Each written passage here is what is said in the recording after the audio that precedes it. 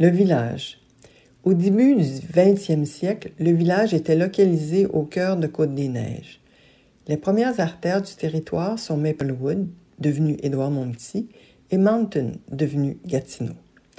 Le cadre bâti sera entièrement redéveloppé dans les années 1910 et 1920, alors que les commerçants s'installent pour répondre aux besoins des résidents.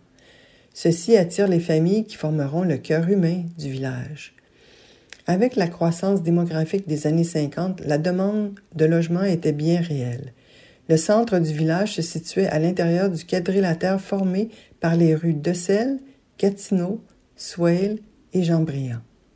Ces photographies nous montrent les logements de type triplex qui se trouvaient sur l'avenue Decelles entre les rues Rochon et Jean-Briand. Ces logements abordables ont été les premiers à être bâtis dans le quartier pour combler les besoins de cette époque. Il ne manquait que des espaces verts. Il n'y avait qu'un parc et il était situé en face de l'école Notre-Dame-des-Neiges. Au début des années 60, la Ville de Montréal a amorcé plusieurs projets de construction municipale.